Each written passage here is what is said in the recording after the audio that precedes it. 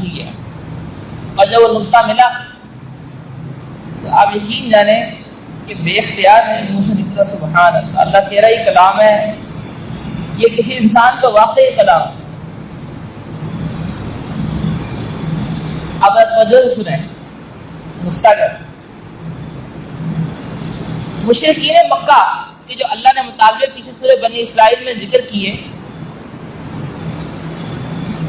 ان مطالبوں کے اندر ایک تو یہ بات عمومی طور پر تھانی رحمۃ اللہ نے بھی لکھی کہ بھئی یہ جو ان کے مطالبے تھے قرآن نے ان کے مطالبے اس لیے پورے نہیں کیے. ایک تو اس کا ہماری زندگی کے اندر جو ایک پہلو اصول وہ یہ کہ دلیل خاص کا مطالبہ جائز نہیں. ایک اصول سے لکھ لیا کہ بھئی دلیل خاص کا مطالبہ جائز نہیں ہوتا، کیونکہ فلاں بندہ اگر گواہی دے گا تو میں مانوں گا، کیونکہ ان کے سامنے معجزات اللہ نے پیش کر دیے تھے. ایک تو ہماری زندگی سے یہ تعلق نکل آیا کہ بھئی اگر حق دلیل خاص کا مطالبہ نہیں کیا جائے گا کبھی فلاں فلاں لفظ دکھاؤ گے تو میں مانوں گا.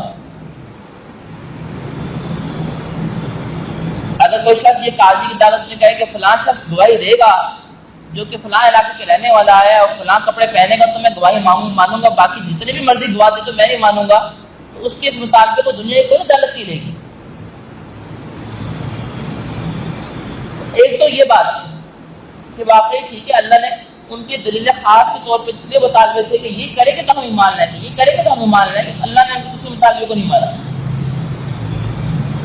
اور دوسرا بڑا جو ربط اصل جو اس کی طرف اشارہ تھا کہ میں یہد اللہ، اللہ ہدایت کو لے کر آئے، وہ کیا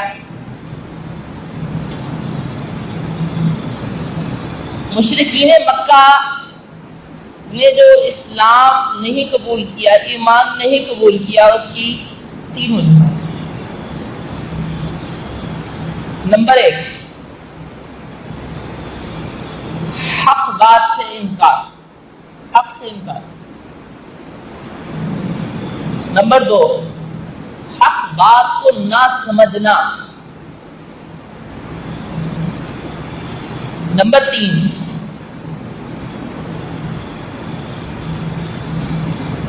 پہلی دو ایک ہی بتا لیں، حق بات کو حق بات کی کم سمجھی کہہ رہے ہیں، کم فہمی کہہ رہے ہیں.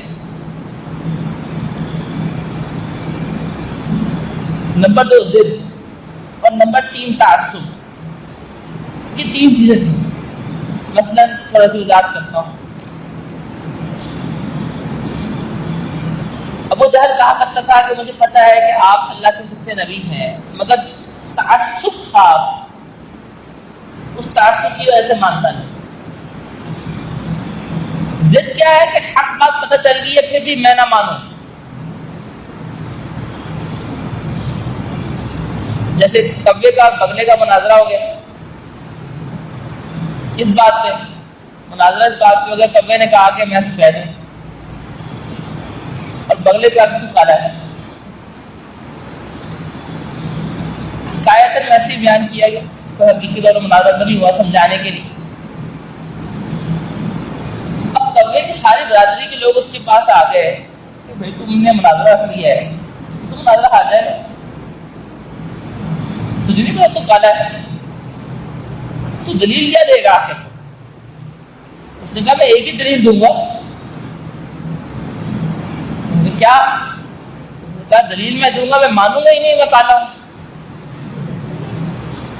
وہ جتنے مرضی بولی جائے کہ میں سفید ہوں، مجھے فلاں نے دیکھا ہے بگلا، میں ماننا ہی نہیں. اب جب میں ماننا ہی نہیں، میں نہ مانوں ہوتا کوئی علاج نہیں دنیا میں. یہ تھی ضد. مشرکین مکہ کے اندر ان کے سامنے اگر آسمان سے سیڑھی بھی آ جاتی یا جو مرضی ہو جاتا تو میں نہ مانوں کا کوئی علاج نہیں. دوسری بات یہ تھی. اور تیسری بات کیا تھی کہ کم سمجھی، حق کے بارے میں کم سمجھنا. اور کم سمجھی میں تین چیزیں داخل. نمبر ایک، حق کو سننا ہی نہ، کان بند کر لینا، جیسے کان بند کر لیتے قرآن کو نہ سنو، سننا مگر سمجھنا نہ.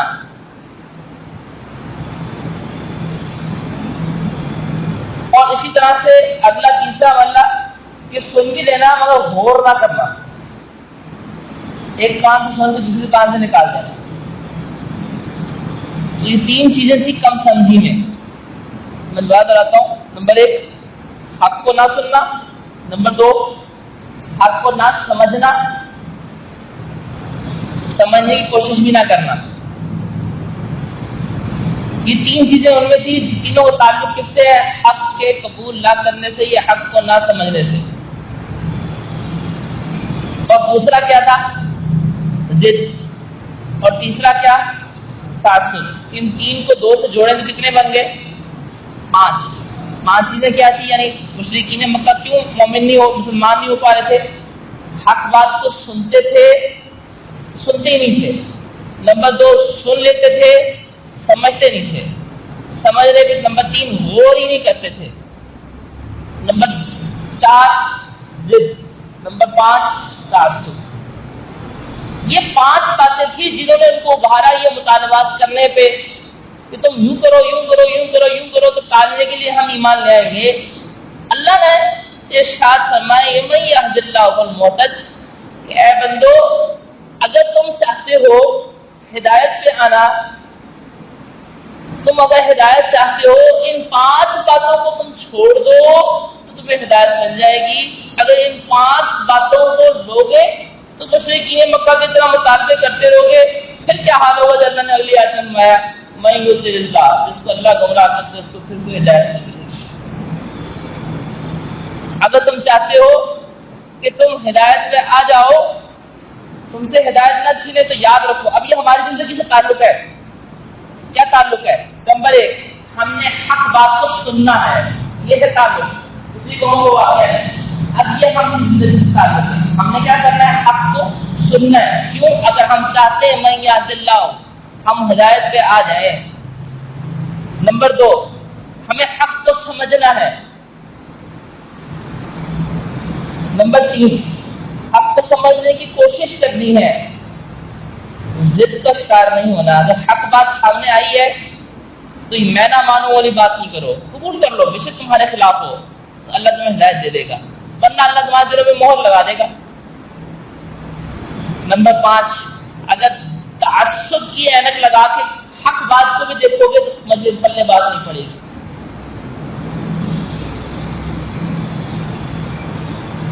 ابھی قرآن کی باتیں ہیں.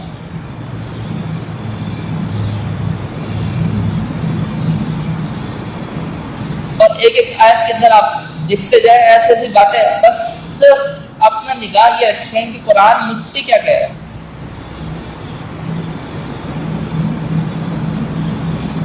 اب اگلی آیت میں دیکھ لیں, اللہ نے ارشاد فرمایا کہ اللہ تعالیٰ ان کو وَنَحْشُرُهُمْ يَوْمَ الْقِيَامَةِ عَلَىٰ وُجُوهِهِمْ عُمْيًا وَبُكْمًا وَصُمًّا, اللہ ان کو اندھا, گونگا اور بہرا کر دے گا.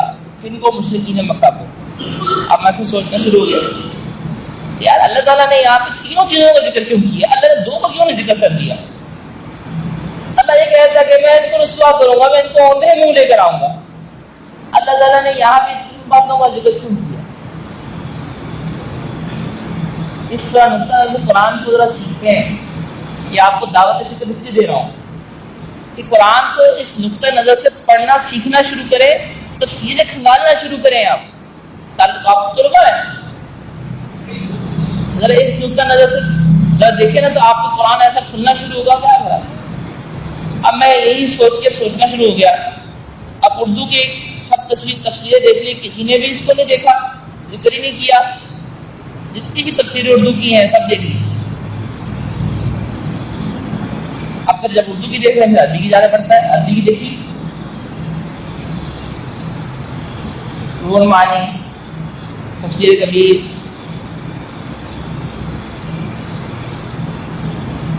تفسیر ابن کثیر, دیکھیے تو دیکھتے جائیں آپ. گھومتے گھومتے ایک تفسیر میں نقطہ مل گیا. کیا